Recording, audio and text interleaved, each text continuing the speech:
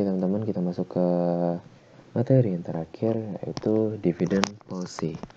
Nah, jadi di chapter 16 kita fokus ngebahas gimana sih apa sih alasan perusahaan ngebagiin dividen dan bagaimana kebijakan-kebijakan dalam pembagian dividen.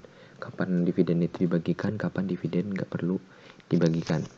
Nah, sekali lagi kita bakal belajar di sini cost of common stock atau return of common stock, itu kan rumusnya ini ya.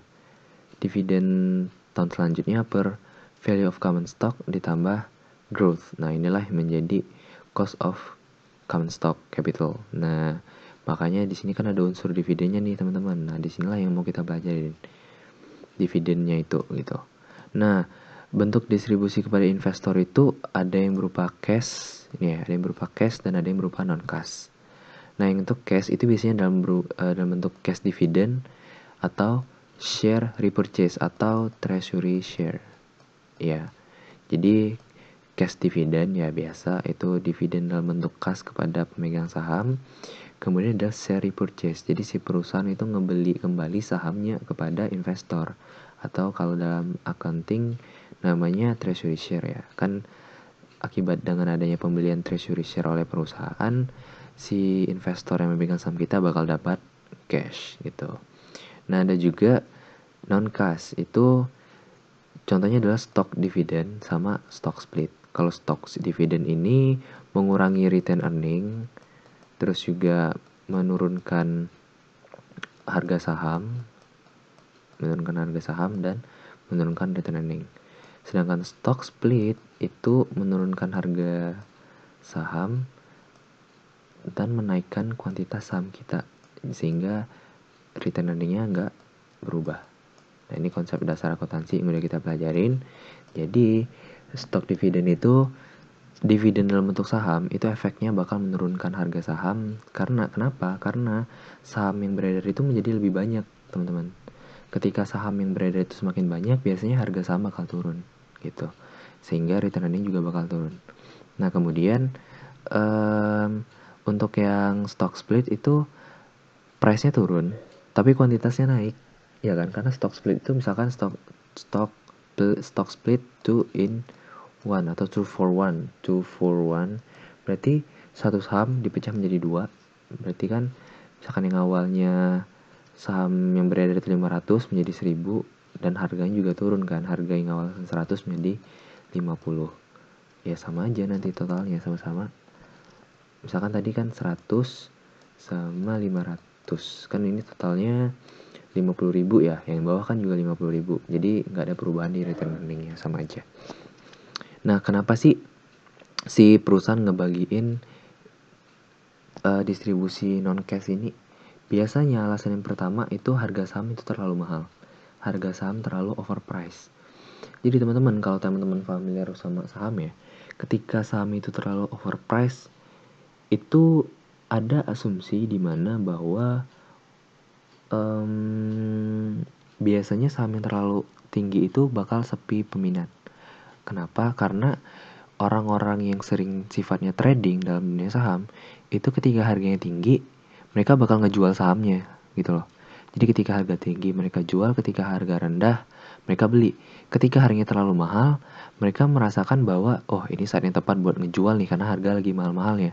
Kalau teman-teman juga belajar analisis dari grafiknya nanti ya, misalkan ini grafik sahamnya nih. Ketika udah mencapai suatu peak ini bisa harga tertingginya ya, atau puncak dari harga tertinggi, itu harga saham itu bakal turun. Ini analisis biasanya seperti ini, teman-teman. Jadi ketika udah mencapai puncaknya atau harga yang terlalu tinggi, itu biasanya harga saham bakal turun. Ya otomatis banyak investor yang bakal menjual di titik ini karena nanti bakal turun dan harganya bakal lebih jauh lagi, lebih rendah. Bisa jadi mereka bakal capital loss. Sedangkan ketika jual di sini itu capital gain. Nah, makanya ketika harga saham terlalu mahal, itu bisa ngebayain perusahaannya karena banyak investor yang bakal ngejual, dan juga banyak investor juga yang nggak jadi beli karena harganya juga terlalu mahal karena overpriced gitu. Nah, bisa jadi yang kedua itu adalah perdagangan saham sedang tidak liquid. Artinya ya tadi proses pencairan dananya sangat susah, lagi nggak stabil deh gampangnya pasar modalnya. Jadi untuk jual beli itu rada macet sekarang, makanya ya distribusinya non cash aja. Nah, cash dividend itu ada 4 tahap ya. Kalau dalam akuntansi kita tahu ada 3 tahap. Declaration date, record, sama payment date. Kalau dalam akuntansi, kalau dalam manajemen keuangan itu sebenarnya ada 4. Declaration date itu tanggal di mana perusahaan terutang atas dividen atau pengumuman dividen kepada pemegang saham. Ada yang namanya yang kedua, ex-dividend date. Itu maksudnya tanggal di mana orang yang beli saham tidak akan dapat dividen. Jadi misalkan dia pengumuman saham 15 Juli deh, 15 Juli. Nah, ex-dividend date-nya itu tanggal 17. Jadi orang yang ngebeli dividen tanggal 15 sama 16 itu masih dapat dividen walaupun pengumumannya di hari itu juga. Nah, tapi ketika orang itu beli saham tanggal 17 Juli, ya, itu udah nggak dapat dividen. Dividennya bakal dapetin tahun depan. Dividen periode ini nggak dapat karena declaration date-nya 15 dan ex dividennya 17. Kalau dia beli tanggal 16 walaupun pengumumannya 15, dia bakal masih dapat dividen periode ini gitu loh. Makanya biasanya ketika dividen diumumin tanggal 15, itu besoknya tanggal 16-nya itu harga saham lagi nih. Harga saham itu pasti lagi naik karena orang tahu itu bentar lagi bagi dividen gitu. Nah, setelah ex dividend date baru ada yang namanya record date. Ini dibantu sama KPI dan KSEI. Ya, dibantu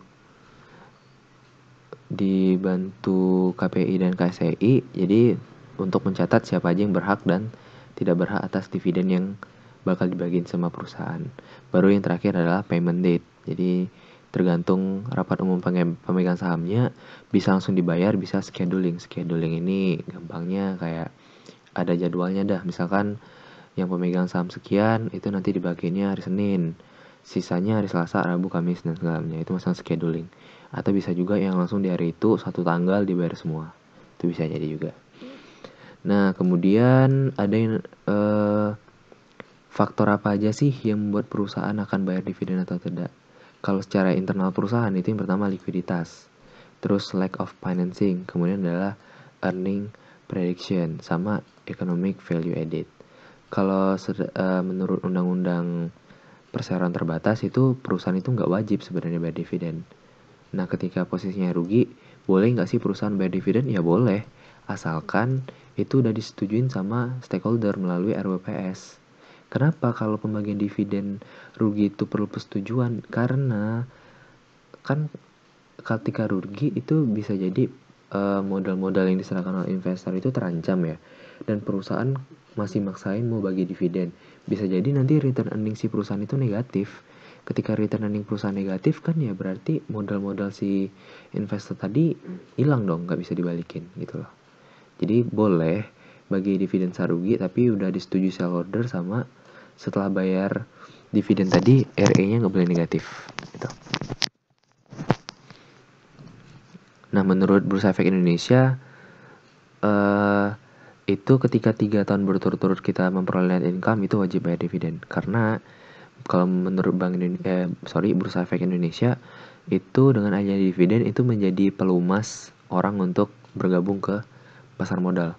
Karena seperti yang kita tahu Indonesia itu masih sedikit sekali dari total penduduk yang 200-an juta jiwa, itu masih sedikit sekali yang udah berkutat di pasar modal gitu loh. Jadi ini salah satu pelumas ketika 3 tahun berturut-turut perusahaan itu memperoleh net income, itu perusahaan wajib bayar dividen.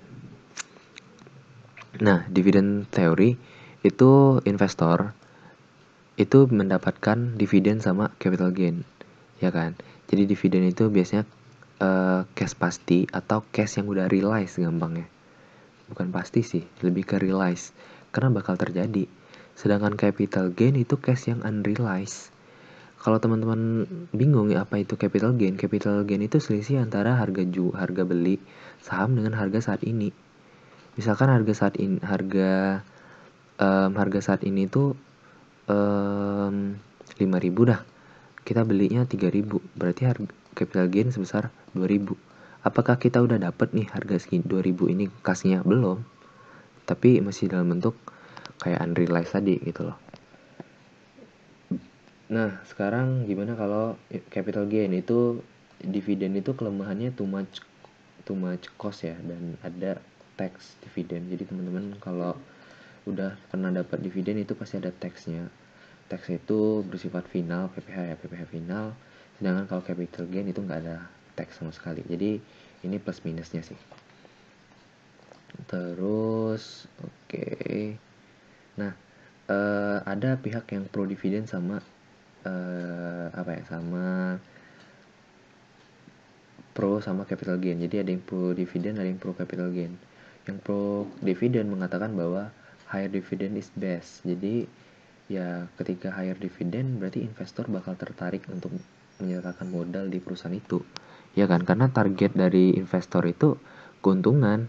Keuntungan tadi dari dividen. Jadi higher dividend is best. Itu menurut yang pro sama dividen. Kemudian ada juga yang stable dividend policy. Ini sebenarnya juga merupakan pandangan yang bagus sih, karena kalau teman-teman juga udah sering main saham ya,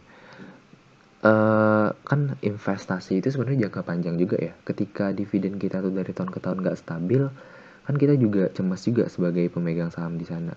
Nah, ketika dividen di perusahaan itu stabil, setidaknya walaupun nggak tinggi tapi stabil, itu setidaknya lebih aman lah bagi investor. Kemudian ada juga pihak yang pro capital gain, lower dividend is best.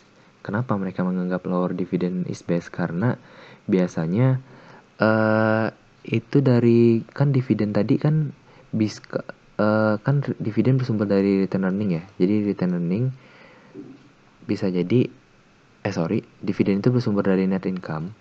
Nah, ada yang digunakan untuk return earning ditahan, ada yang dibagiin ke dividen, ya kan?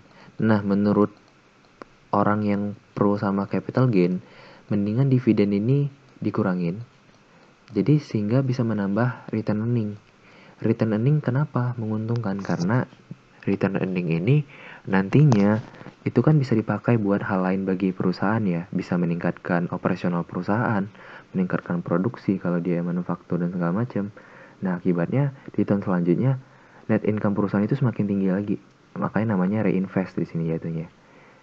Investasi net income perusahaan semakin tinggi, jadi kemungkinan capital gain-nya perusahaan itu semakin tinggi gitu loh. Jadi juga alasan kedua menghemat pajak tadi, karena biasanya kalau bagi yang dapat dividen itu bakal kena pajak. Jadi ketika nggak dividennya rendah, pajaknya juga rendah, ada tax saving di sana. Oke, kayaknya sekian aja materi tentang dividen. Semangat, sampai jumpa di video TM13.